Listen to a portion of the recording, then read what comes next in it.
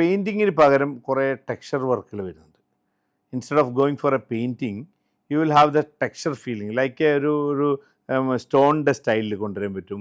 അപ്പോൾ നമുക്ക് നമ്മുടെ വീട് ഡിസൈൻ ചെയ്യുന്ന ആർക്കിടെക്ട്സിന് അതിൻ്റെ കറക്റ്റായിട്ട് നമുക്ക് പറഞ്ഞു മനസ്സിലാക്കി ചില ഏരിയയിലൊക്കെ എംഫസൈസ് ചെയ്യാൻ വേണ്ടിയിട്ട് നമ്മൾ ടെക്സ്ചർ എലമെൻറ്റ്സ് വരും.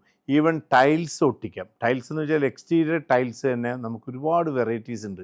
അപ്പോൾ അതൊക്കെ ഒട്ടിക്കുമ്പോൾ വേറൊരു ഫീലാണ് നമുക്ക് വരുന്നത് വീടുകൾക്ക്.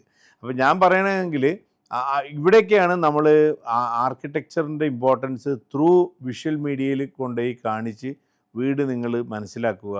This will become when you put the colour scheme ഇങ്ങനെ. ഇപ്പോൾ പല പല കളർ സ്കീമിലും ഡാർക്ക് കളർ ഉപയോഗിച്ചിട്ട് വീട് ചെയ്യുന്ന ആൾക്കാർ ഒരുപാടുണ്ട്. അതനുസരിച്ചുള്ളതായിരിക്കും അതിൻ്റെ റൂഫിങ്ങും അതിൻ്റെ എലമെൻറ്റ്സും എല്ലാം. ഇപ്പോൾ വിൻഡോസിൻ്റെ കൺസെപ്റ്റ് പണ്ട് കാലത്തുള്ള വുഡൻ വിൻഡോസ് അല്ല ഇപ്പോൾ വരുന്നത്. ഇപ്പോൾ UPVC വിൻഡോസ് വന്ന് പിന്നെ wood plastic composite panels WPC വിൻഡോസും ഡോഴ്സൊക്കെ വന്നു കഴിഞ്ഞു. അപ്പോൾ എല്ലാം അലുമിനിയം വിൻഡോസ് വന്നു കഴിഞ്ഞു. അലുമിനിയം വിൻഡോസ് നേരത്തെ ഉണ്ടെങ്കിൽ ഇപ്പോൾ അതിൻ്റെ ഒരു ഹൈ റേസ്ഡ് ആയിട്ടുള്ള ഹൈ ലെവൽ ട്രാൻസ്ഫോർമേഷൻ അലുമിനിയത്തിലും വന്നു കഴിഞ്ഞു.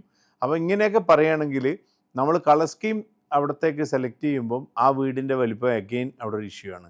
ആ വീടിൻ്റെ വലിപ്പത്തിനനുസരിച്ചിട്ടുള്ള കളർ സ്കീം കൊടുത്താൽ മാത്രമേ അതിന് ഹൈലൈറ്റഡ് ആയിട്ട് കിട്ടുള്ളൂ. ഇപ്പോൾ എനിക്കൊരു വീട് പെർട്ടിക്കുലർ ഡിസൈൻ ഇല്ലാത്തതുകൊണ്ട് പറയുന്നില്ല. ജസ്റ്റ് ജനറലായിട്ട് പറയണമെങ്കിൽ you can use paint, you can use texture paint, you can use texture wall coverings, all those things. അപ്പോൾ അത് നമ്മൾ ആർക്കിടെക്റ്റുമായിട്ടിരുന്ന് ഡിസ്കസ് ചെയ്യാവുന്ന കുറേ കാര്യങ്ങളാണ്.